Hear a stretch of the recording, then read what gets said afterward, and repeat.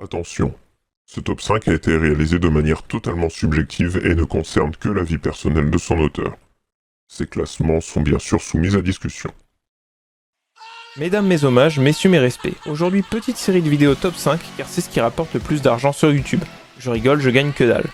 Commençons sans plus tarder cette courte vidéo sur le top 5 des équipes sur le Titan de Pierre.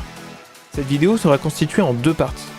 Un top 5 sur ce Titan pour les paliers 3 et 4, suivi d'un top 5 sur le palier héroïque. Expliquons comment ont été classées ces équipes.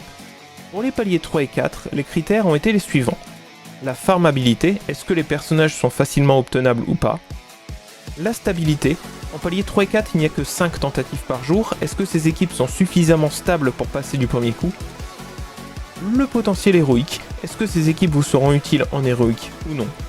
Et enfin quelques points bonus que je m'autorise à accorder. Maintenant que les critères ont été définis, c'est parti pour le classement.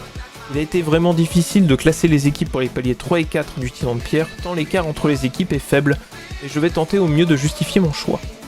En top 5 vient l'équipe Reine des Neiges. Cette équipe devrait être classée bien plus haut, mais deux critères me l'ont fait descendre à cette place. Son potentiel héroïque est plus faible que les équipes classées au-dessus, et depuis la fin de l'event légendaire Elsa, on ne sait plus comment obtenir cette dernière, ce qui rend incertaine sa note de farmabilité. Le fonctionnement de l'équipe est simple, donner à Elsa le maximum d'effets bénéfiques afin d'augmenter ses dégâts de manière conséquente et taper les deux têtes en même temps.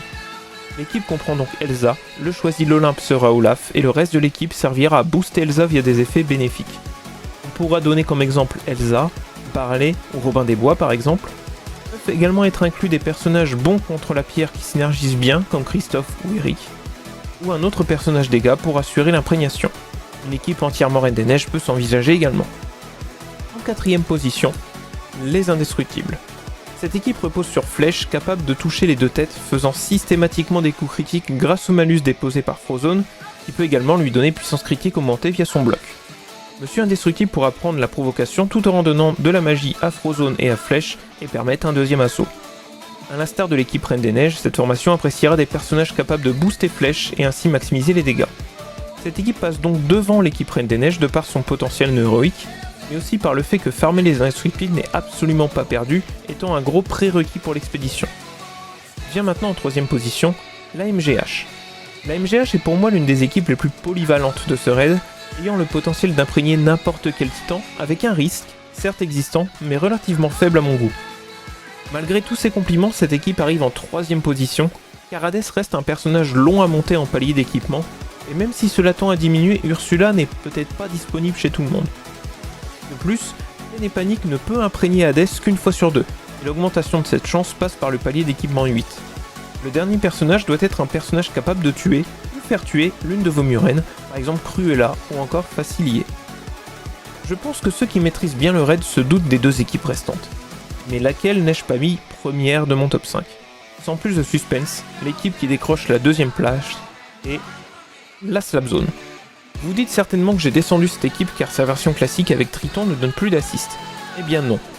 Mon choix entre les deux équipes s'est fait sur la stabilité. La Slapzone dépend beaucoup trop de si le ralentissement de Frozone passe, c'est la raison pour laquelle la Slapzone prend la deuxième place de ce top. La version classique de cette équipe était Vaiana, Frozone, Triton, Baymax et Eric, mais peut également beaucoup varier et intégrer par exemple des aventuriers, voire la Belle et la Bête. Et enfin, sans grande surprise pour l'équipe restante, les canards prennent la première place de ce top. C'est l'équipe pour moi la plus régulière en palier 3 et 4 contre ce titan. Certainement moins facile à farmer qu'une MGH, mais dont les personnages sont plus exclusifs. Vous n'avez pas utilisé Donald seul dans une autre équipe. L'équipe type la plus répandue est celle que vous avez sous les yeux, avec Hercule jouant le rôle de DPS. Mais ce rôle peut très bien être pris par quelqu'un d'autre, les exemples exotiques ayant déjà été vus étant Shere Khan ou encore Wasabi. Au niveau héroïque maintenant, on va aligner les résultats avec le palier 3 et 4 pour souligner le potentiel des équipes et se baser sur les critères suivants. Les dégâts, est-ce que l'équipe tape assez fort? La régularité, est-ce que j'ai besoin d'essayer de faire le meilleur run pendant 3 heures ou est-ce qu'on va mieux que ça passe?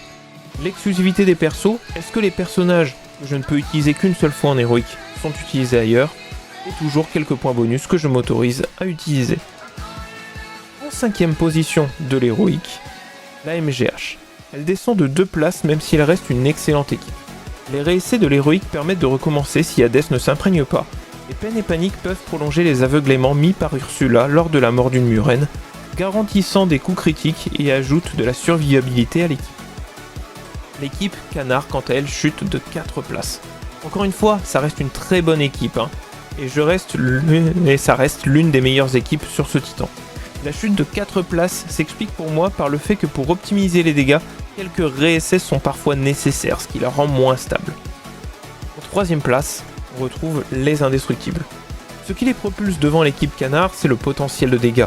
Il m'est arrivé plusieurs fois de dépasser les 700k sur cette équipe au bout de quelques essais. La Slam Zone se retrouve en 2ème place de ce top 5. Ultra facile à placer, d'autant plus si le titan devant est mort. Elle garantira de bons dégâts pour peu que la répartition entre les deux têtes soit bien faite. Avant d'attaquer le top 1 du titan de pierre en héroïque, j'aimerais donner quelques mentions spéciales à quelques équipes n'ayant pas atteint le top. L'équipe Sully, qui échoue à la 6ème position de ce top héroïque, dont les dégâts ne compensent pas les réessais nécessaires sur ce titan par rapport à une EMGH plus stable. L'équipe Princesse, capable d'obtenir facilement 400-450k avec Mérida réponse Tiana, mais souffre de l'excellence de Tiana qui peut aider bien d'autres équipes.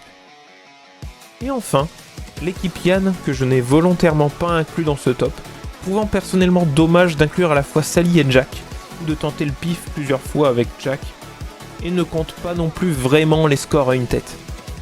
Après tout ce blabla, l'équipe qui arrive en tête est... Non. Je me suis toujours promis de ne pas parler de cette équipe sur cette chaîne, donc bisous à tous, merci d'avoir visionné, et à la prochaine.